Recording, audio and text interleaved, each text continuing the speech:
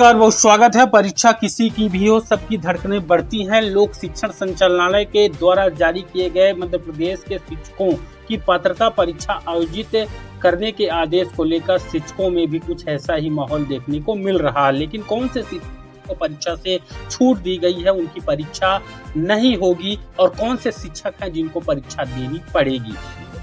सवाल है आपके मन में बहुत सारे, जिन्होंने संविदा शिक्षक पात्रता परीक्षा पास की थी, संविदा शाला शिक्षक भर्ती परीक्षा पास की थी, क्या उनको परीक्षा देनी पड़ेगी? क्योंकि वो परीक्षाएं 2009, 2006, 2005 इन सालों पर संपन्न कराई गई थी। उसके पहले के शिक्षकों का क्या होगा, 2010 के पहले के शिक्षकों का क्या होगा? बहुत सारे सवाल हैं। वीडियो में अंत तक बने रहिएगा। उम्मीद है कि आपको इन सवालों के उत्तर इस वीडियो के माध्यम से मिल जाएंगे। आधिकारिक बयान आपको दिखाएंगे, उसमें अधिकारियों ने क्या कहा है, मध्य प्रदेश सरकार इस पर क्या रुख अपनाएगी, और केवल इन शिक्षकों की होगी परीक्षा। कौन से शिक्षक हैं जिनको परीक्षा देना अनिवार्य है, वह तैयारी शुरू कर दें, क्योंकि उनकी परीक्षाएं ईएसबी के माध्यम से ही संपन्न होगी। क्योंकि मध्य प्रदेश में शिक्षकों की भर्ती पात्रता परीक्षा का जो आयोजन है, वह मध्य प्रदेश ईएसबी कर्मचारी मंडल के द्वारा ही कराया जाता है। फ्रेश कैंडिडेटों के साथ ही इनकी परीक्षा होगी। तो सभी शिक्षक जो अभी तक छात्रों की परीक्षा लेते थे, अब खुद की परीक्षा की तैयारी में जुट जाएं, अगर उनको नौकरी बचानी है। तो यहाँ पर बाकी जो शिक्षक रहेंगे उनको छूट मिलेगी, लेकिन कौन से शिक्षकों को छूट मिलेगी, कई तरह की जानकारी आपने व्हाट्सएप या फिर अन्य न्यूज माध्यम से देख लिया है। एकदम सटीक और लेटेस्ट अपडेट आपको देंगे। और इस वीडियो को देखने के बाद कई सवाल आपके मन में है, जैसे कि आदेश में 2 सवाल के जवाब आपको नहीं मिलेंगे। इसको देखिएगा। यहाँ पर देखिए, पहला है कि साल 2005 में व्यापम की परीक्षा से नियुक्त संविदा शिक्षक पदनाम वाले शिक्षकों को दोबारा परीक्षा देनी होगी या फिर इनको परीक्षा से छूट रहेगी। इस सवाल का जवाब अभी नहीं मिल पाया है, लेकिन आगे आपको आधिकारिक बयान देखेंगे। उम्मीद है कि उसमें जवाब आपको संतोषजनक लगेगा। तो 2005 में जो परीक्षा दिए थे, 2005 कैडर के जो कर्मचारी हैं, जो शिक्षक हैं, उनके लिए यहाँ पर दोबारा परीक्षा देनी होगी कि नहीं देनी होगी, इसका जवाब आगे मिलेगा। दूसरा जो यहाँ पर सवाल है कि मध्य प्रदेश में उच्च पद प्रभार हुआ, जिसमें मिडिल व प्राइमरी स्कूलों के वे शिक्षक जो उच्च पद प्रभार के तहत पदोन्नत होकर अब हायर सेकेंडरी या फिर हाई स्कूल में पढ़ा रहे हैं। यानी पहले वो मिडिल या फिर प्राइमरी स्कूल शिक्षक थे, अभी वर्तमान में उच्च पद प्रभार के कारण हायर सेकेंडरी स्कूल में, हाई स्कूल में पढ़ा रहे हैं। उन पर आदेश लागू होगा या नहीं लागू होगा, क्योंकि उनको केवल उच्च पद प्रभार मिला है, ना कि उनका पक्का वाला प्रमोशन हुआ है। उनके नाम में अभी भी प्राथमिक शिक्षक या माध्यमिक शिक्षक लिखा जाता है जब कोई ऑफिशियल आदेश लोक शिक्षण से जारी किया जाता है। तो क्या उन पर लागू होगा कि नहीं, ये भी एक सवाल है।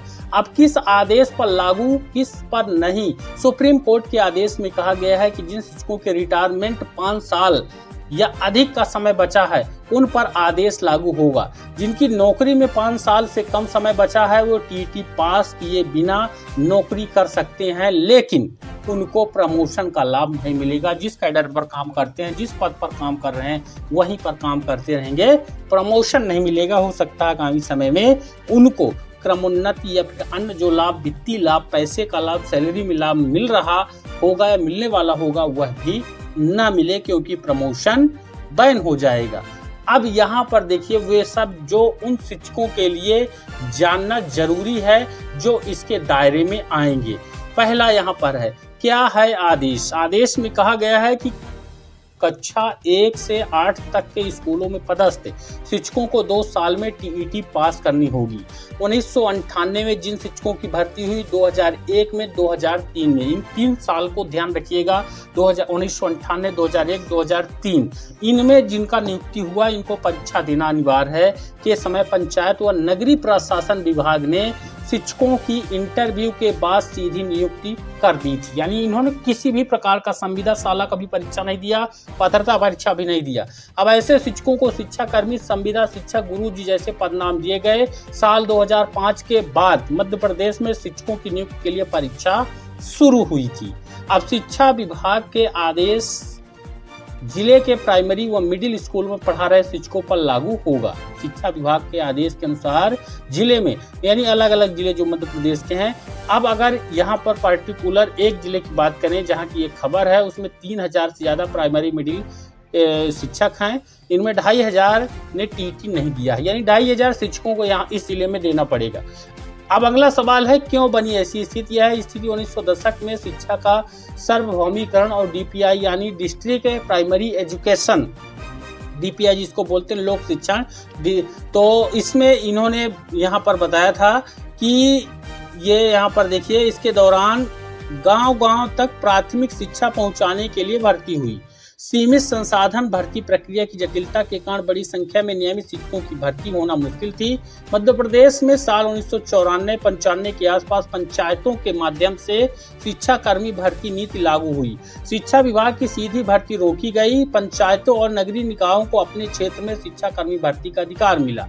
इन्हें नियमित सरकारी शिक्षक की तरह स्थायी नियुक्ति नहीं मिलती थी। संविदा पर न्यूनतम मानदेय मिलता था। इन शिक्षा कर्मियों को 500 से 1000 रुपए मानदेय मिलता था, जिस प्रकार अभी मध्य प्रदेश के अतिथि शिक्षकों के साथ हो रहा है। वहीं जून जुलाई में इनकी सेवाएं समाप्त कर दी जाती थी। कई शिक्षक प्रमोट हुए, जिसमें शिक्षक संगठनों का कहना है कि फैसला विरोधाभासी स्थिति बनी हुई है। आदेश में कहा गया है कि प्राइमरी या मिडिल में पढ़ा रहे शिक्षकों को प्रभावित करेगा। उसी नीति के तहत नियुक्त हायर सेकेंडरी हाई स्कूल शिक्षकों पर असर नहीं होगा। वहीं कई शिक्षक मिडिल से प्रमोट होकर हायर सेकेंडरी व हाई स्कूल में आ चुके हैं, उन पर प्रभाव को लेकर स्पष्टता नहीं है। अभी ये है, शिक्षक संगठनों के आदेश को लेकर नाराजगी बरकरार है। उनका कहना है कि सुप्रीम कोर्ट के ही कई आदेशों के मुताबिक नियुक्ति के बाद भर्ती नियमों में बदलाव नहीं किया जा सकता है। सरकार से मांग है कि संगठनों का कहना है कि मध्य प्रदेश सरकार को सुप्रीम कोर्ट के आदेश के खिलाफ पुनर्विचार याचिका दायर करना थी, क्योंकि नियुक्तियां सरकार की पॉलिसी के तहत हुई थी। शिक्षकों ने मांग उठाई कि ऐसी स्थिति बार बार ना बने, इसके लिए केंद्र सरकार अध्यादेश लाए। यानी अब इसका एक ही तोड़ है, पुनर्विचार याचिका या फिर केंद्र सरकार की तरफ से यहाँ पर जो अध्यादेश है, नया कानून है, वो पारित हो। भर्ती में कमियां हो सकती हैं, अवैध नहीं ठहरा सकते। ये बयान सक्सेना का है। ये सक्सेना जी कौन है? प्रांतीय शिक्षक संघ के जिला अध्यक्ष हैं। लेकिन एक बार आपको यहाँ पर दिखा दें कि आप इतना तो समझ गए हैं कि 1998, 2001 और 2003 ये वाले 3 कैडर के शिक्षक, इनको परीक्षा अनिवार्य है। इसके बाद पर संशय बना हुआ है। जो प्राइमरी मिडिल से हायर सेकेंडरी स्कूल में प्रमोट हुए उच्च पद से, उनमें भी संशय बना हुआ है। आधिकारिक बयान के हिसाब यहाँ पर आप देखेंगे, 1998 और 2001 में भर्ती शिक्षकों के लिए आदेश जारी हुआ है। ये बयान जिला शिक्षा अधिकारी का है। डीपीआई के आदेश के अनुसार जिले में 1998 और साल 2001 में भर्ती हुए माध्यमिक और प्राथमिक शिक्षकों को शिक्षक पात्रता परीक्षा देनी होगी। इसका आदेश जारी किया जा रहा है। बीईओ और संकुल स्तर पर वास्तविक लोगों को आकलन करने के लिए जानकारी मंगाई गई है। यलियन प्रजापति जिला शिक्षा अधिकारी नर्मदापुरम का बयान है, लेटेस्ट बयान है। आदेश लोक शिक्षण से जारी होने के बाद का बयान है। इनके अनुसार 2 कैडर यानी 1998 शिक्षाकर्मी और 2001 इनमें भी शिक्षाकर्मी थे, इनको यहाँ पर परीक्षा अनिवार्य की गई है। लेकिन 2003 में भी इंटरव्यू हुआ था, परीक्षा नहीं हुई थी, वह भी इस दायरे में आ सकते हैं। साथ ही जो प्रमोट हुए उच्च पद में, वह भी यहाँ पर आ सकते हैं, जो हायर सेकेंडरी स्कूलों पर काम कर रहे हैं। वीडियो को लाइक और दबा के शेयर करिए, ज्यादा से ज्यादा तैयारी में जुट जाइए और हमारे चैनल पर नए हैं तो सब्सक्राइब जरूर करिए। धन्यवाद।